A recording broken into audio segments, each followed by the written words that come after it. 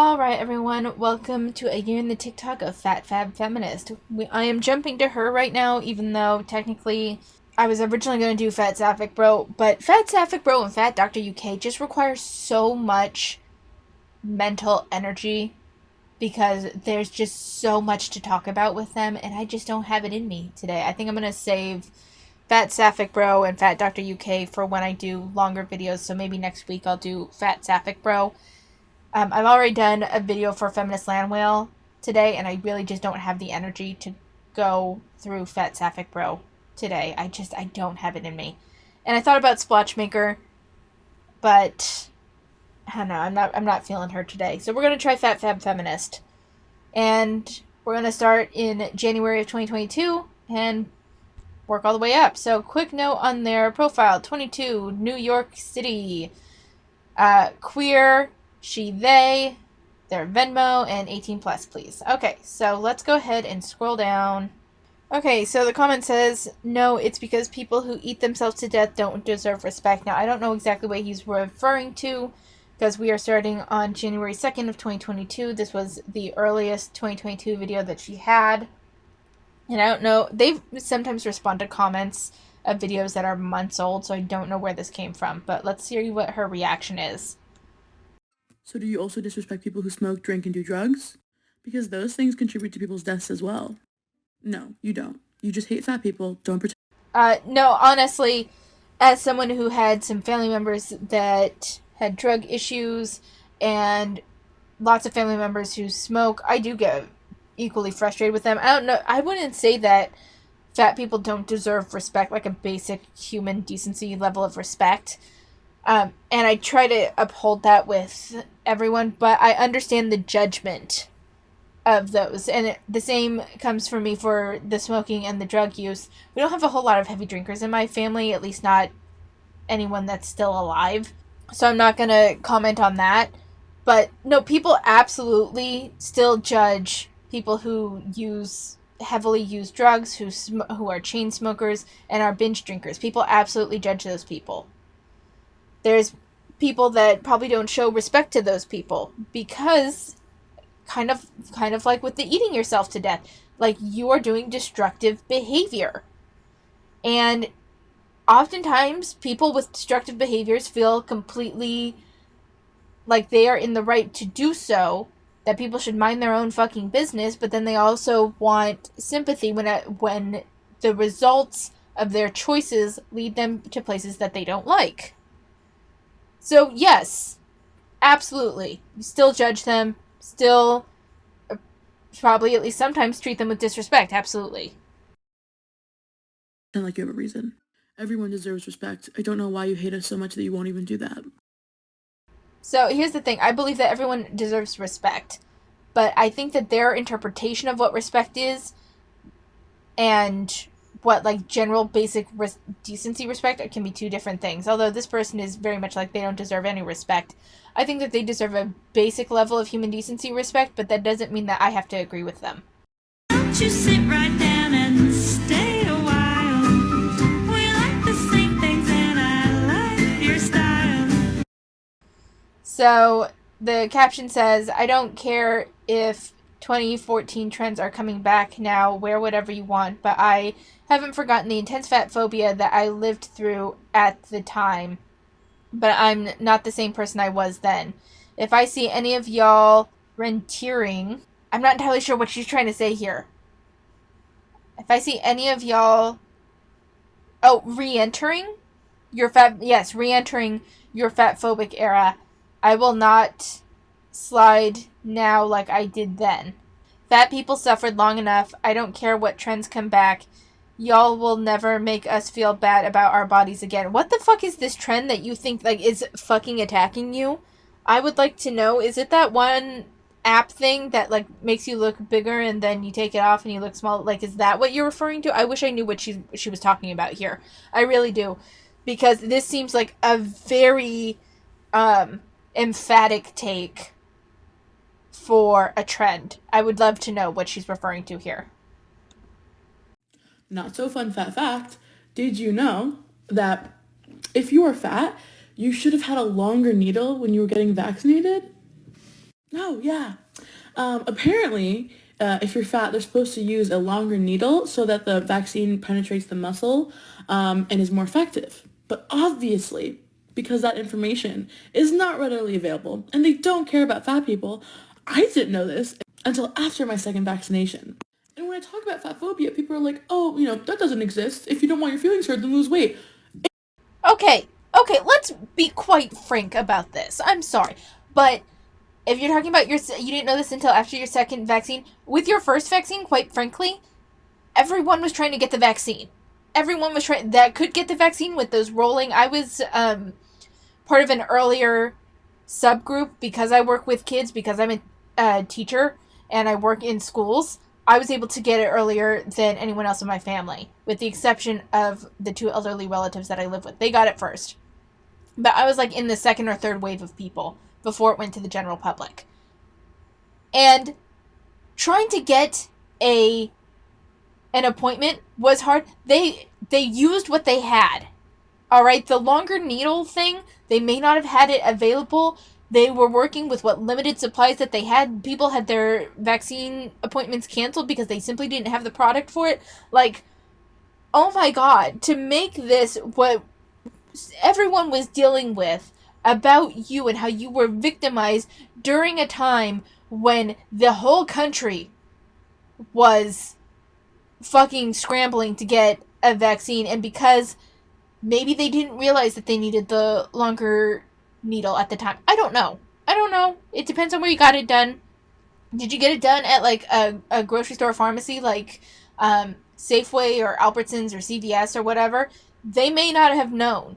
If it was in a doctor's office, then maybe you should have talked to your PCP about it. I don't know.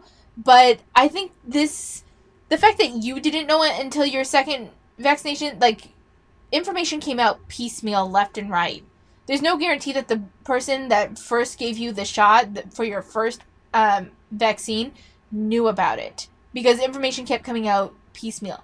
Has this been a long-standing fact? If it's been a long-standing fact that you would need that and it needs to penetrate the muscle, then you would have known beforehand, because it would have been used with like flu vaccines, right? So it's just, there's no guarantee that they had it on hand. If you're worried about that, then you needed to call the pharmacy beforehand. You have special circumstances, so unfortunately, sorry, but the onus falls on you to check those things. Don't make it that everyone's just fat phobic and you're a fucking victim. It's not about my feelings. Like, the issue is not. Yes, it is. It is. You and other FAs are desperate to be victimized. It is 100% about your feelings. It has never been about my feelings. The issue is, something like that is a threat to my life. Not having an effect. Oh, for fuck's sake, it's not a direct threat to your life.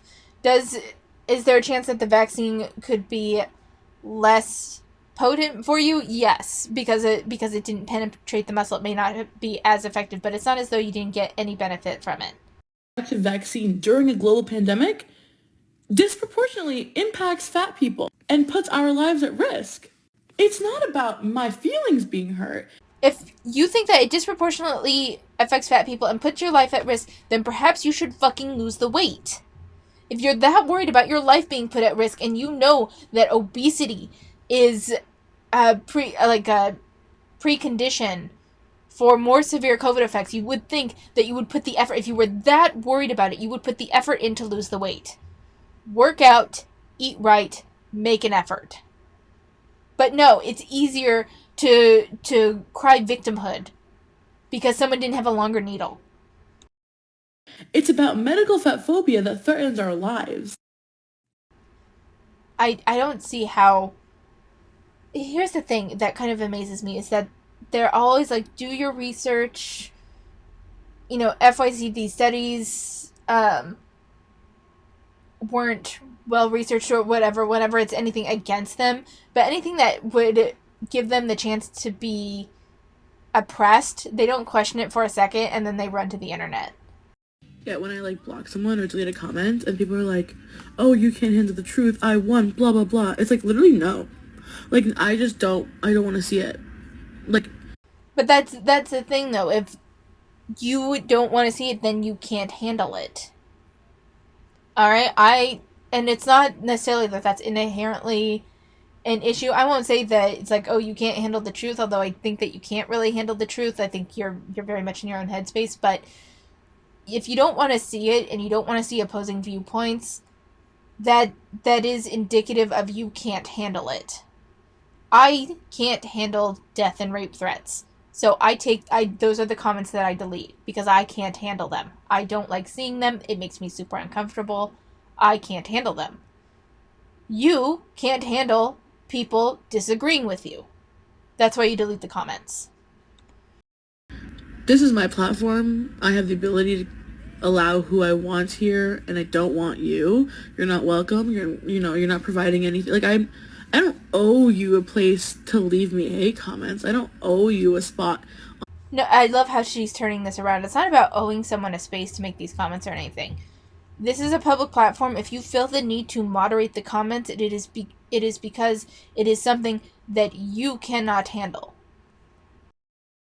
On my platform, if I don't want you here, you're not going to be here. As simple as that. Me blocking, it's one thing I'm going to do is I'm going to block you. Like, me blocking you doesn't mean that you've won. It just means that you're not relevant enough for me to waste my time responding to you.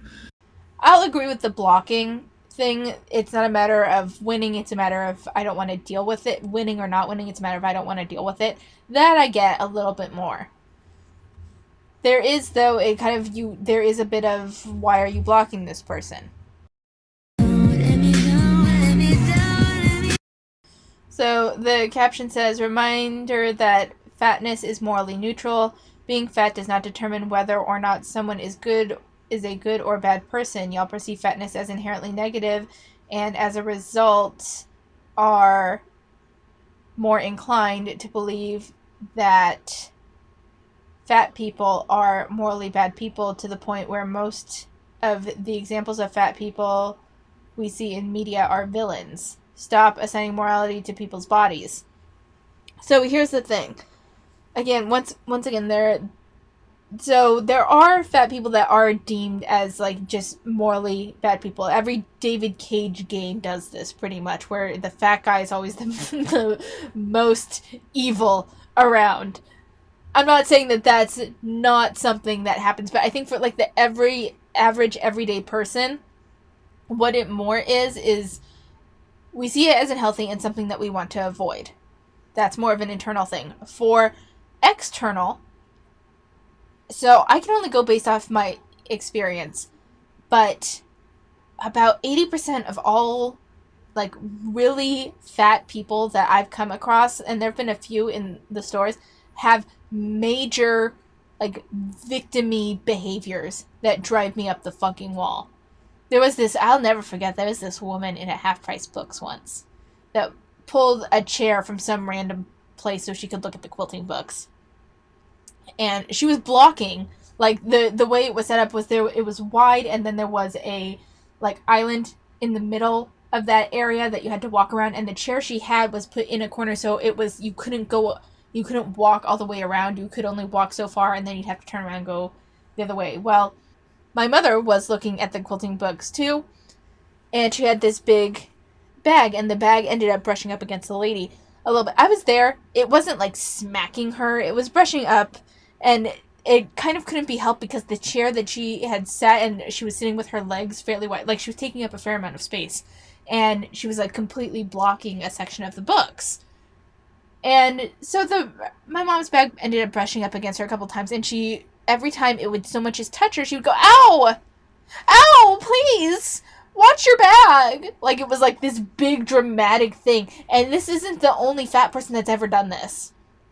Like, there are, like, they're fat to the point where there's clearly some mobility issues. Not every single one, but enough of them, like, it tends to be a bit of a trend, will have this, like, overly, I am victimized at every turn sort of personality.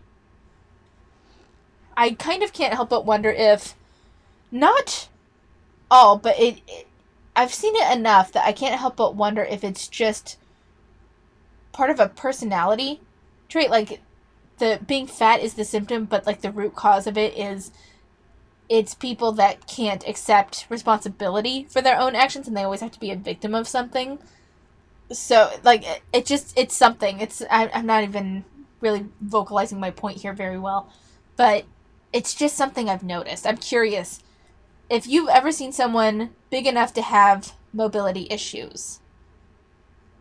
Have you noticed this sort of thing? I actually have another story of a woman from when I worked in the library who was just, she liked her, like, those paperback Harlequin romance novels, and she had picked a bunch.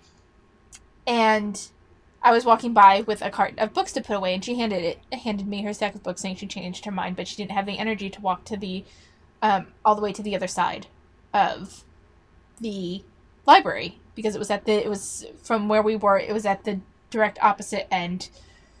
Probably, I don't know. It wasn't.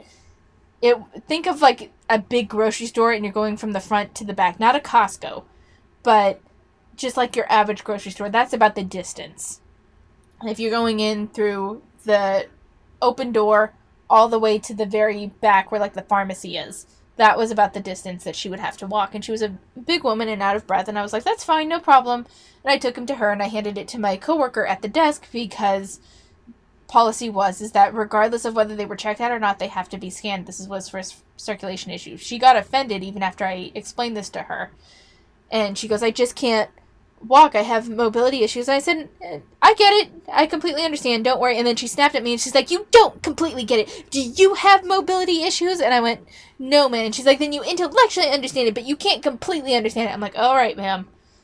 What? Like, it's just, this is like an ongoing thing that I've seen with people that are like exceptionally overweight. See, the issue with being a hot bitch in the winter is that most of my outfits revolve around lingerie, and it's 20 degrees outside, so what do I wear? This isn't entirely related to fat acceptance or anything, but the thing about her saying, the thing about being the hot bitch in the winter is that my outfits revolve around lingerie. That's not about being a hot bitch. There's plenty of women that are exceedingly attractive, or hot bitch, as you put it, that don't necessarily revolve their outfits around lingerie. You seem to really like the showing of the skin, and that's fine. That's your business. It's too much for me. But that's not being a hot bitch. That's you preferring skimpier outfits, and it makes it difficult in the winter. I don't know. It's just the framing of it that bugged me. What is it about them? So the caption says, growing up fat means that you are constantly on guard with the people who claim to be interested in you, because they're probably just making fun of you, or they're fetishizing you, or they just want to experiment in secret, but regardless, they never like you in a way that thin people are liked. And when it seems like things may be different with someone, you let yourself get excited even though you know you shouldn't, and you hope to God this is it. This is the exception, and for once they see you. They see you for who you are, and not just for your body, just to be proven wrong every time. This isn't a fat person issue, though. This is a matter of insecurity. Like, that's kind of the root of this, is the insecurity bit, where you don't believe someone can like you for you. I deal with this even non-romantically, where I'm kind of surprised when people like me still, because I do have a little bit of insecurity around how I'm perceived, and because I've been called cold and difficult and stuff a lot in my life. And so I do get like that nervous of, am I fooling them? Would they actually like the real me once they got to know me? Would they, like, I understand that. It's not a matter of being fat, though. I'm sure thin people feel this way when they're, like, really thin. Like, there's a variety of body types and a variety of insecurities that would cause this feeling. This isn't exclusive to fat people. This caption says, medical fatphobia is a threat to our lives. Doctors didn't listen to certain concern I had about symptoms I was experiencing because I was fat.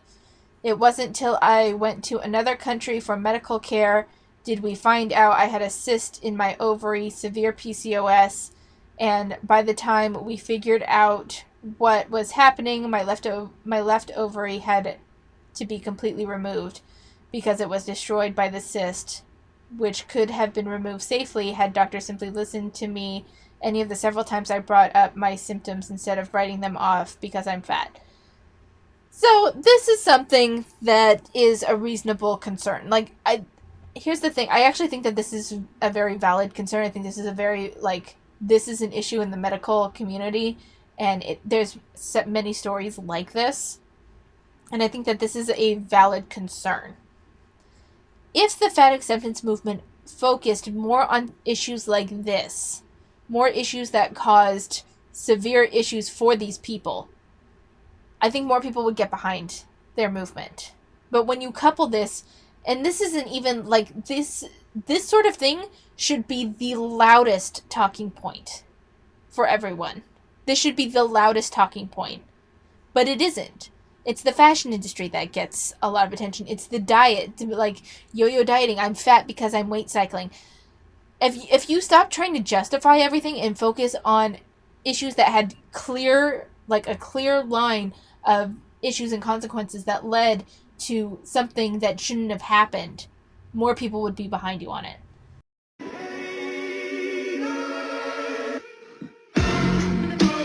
So many of the comments and duets and stitches of this video are like, oh my god, who's saying this man isn't, huh? Blah blah blah blah blah. Don't pretend like y'all don't know.